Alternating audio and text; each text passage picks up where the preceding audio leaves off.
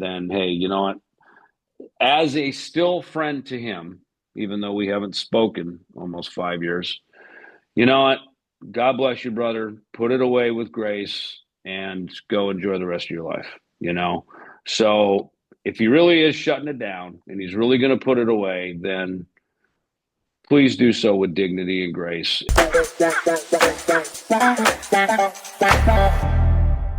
The first thing is let's talk about some of your current things. For instance, you have a great new podcast. If you want to talk a little bit about your podcast, how you got involved in it, and what you think of it so far doing podcasts.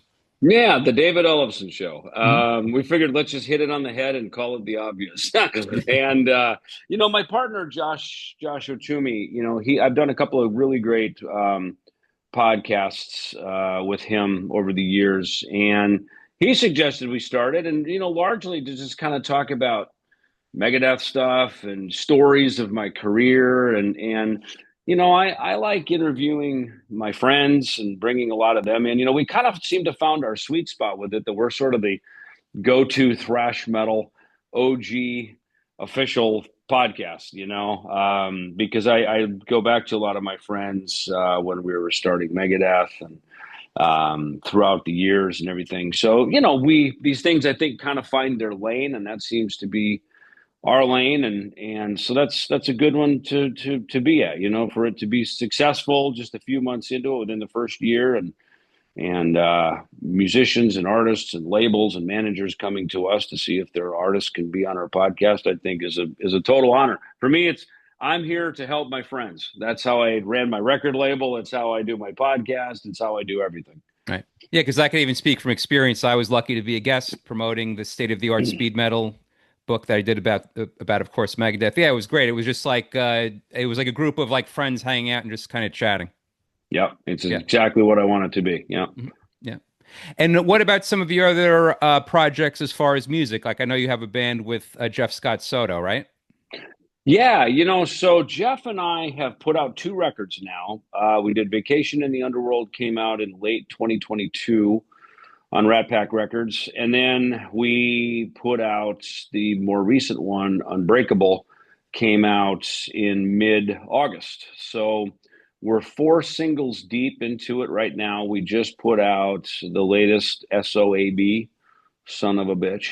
And we actually shot that music video at Rogue Recording, which is inside of Battery Studios in London, back in July. And um, so, first record is just kind of getting to know each other. Second record is you feel a lot more comfortable. And I think we just sort of turned up the gas on this one.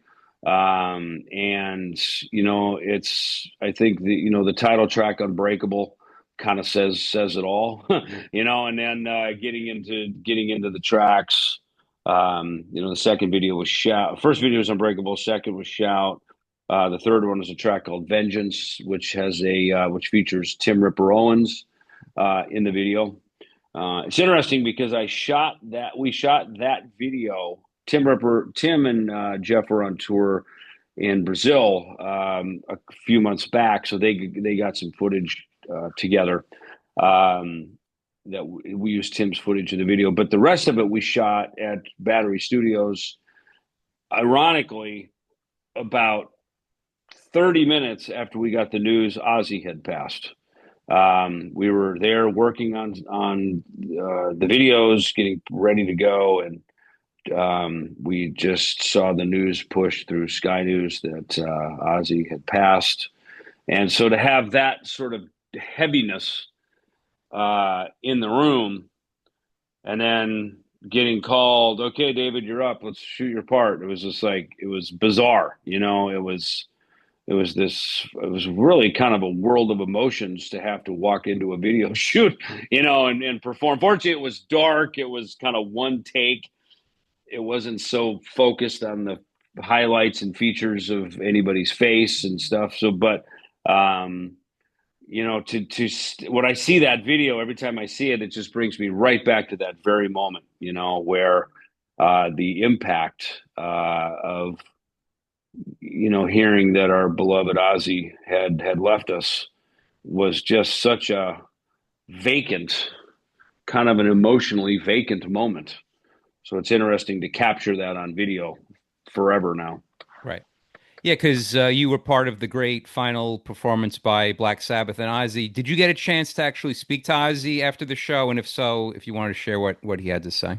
I did. I did. I spoke to him on Friday, which is the day before the show. After we did the big band, we're actually right as we were doing the big band photo, the group photo, and then he went out and sound checked right after that. And then I talked to him after the show back in the VIP area, and he waved me over and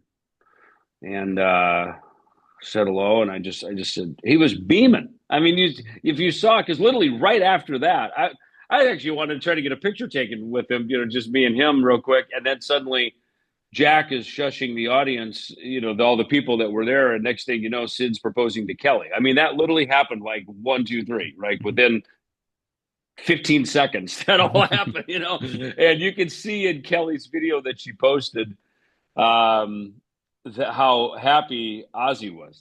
So literally it was that moment right before she got proposed to. I was chatting with Ozzy right there in that moment, and he was so happy. It's the after show glow, and he really literally left it all on the stage for us, and it's sort of like there was this great release, as well as I think all performers feel to some degree once a show is over. There's this it's almost like this, you know, just a release of everything, all your emotions, all of your energy, all of your anxiety. So it was really great, and I just told him, I said, man, that was incredible, to be able to do that. So what a shift from, before the show, the day or so before the show to now here we are right after the show. The transformation, Right. that even Ozzy had, to, and just the joy you could see. He was just so joyful and so happy in that Yeah, right. moment. It was beautiful to see, quite honestly. Right. Okay. And what are your thoughts on Megadeth announcing a final album and also final tour? You know, Honestly, I don't think about it that much. I think probably everybody else thinks about it more for me than I do for me. you know, um, you know, it's been a rocky road for sure, obviously, and there have been moments sublime. There have been moments that I just scratch my head over. But at the end of the day, um, look, Dave said 4.5 years ago he doesn't want to play music with me anymore. So I just left it there and just moved on. I'm not sitting around waiting for a call. I've already offered if it should come my way, I'd be happy to participate on some level, if nothing else. To what we saw in Birmingham, in my opinion, was 100% on point, the right way to say goodbye.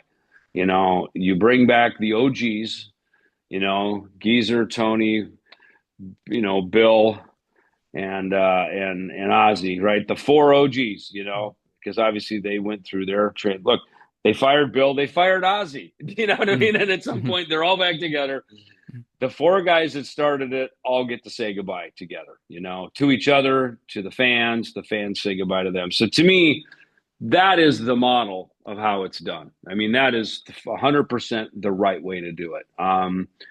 You know, I've heard all kinds of different, people, of course, would love to see me's, if it really is a farewell, if it really is, and it's not just an attempt to boost ticket sales, because we've seen this movie before, right? Boost ticket sales, go away, then the bigger offers come after everybody's gone away for a couple of years. I mean, we've seen how this works, right? But look, if Dave needs to shut it down and call it quits because he's just had enough and he's been through it all, then hey, you know what? As a still friend to him, even though we haven't spoken almost 5 years, you know what? God bless you, brother. Put it away with grace and go enjoy the rest of your life, you know?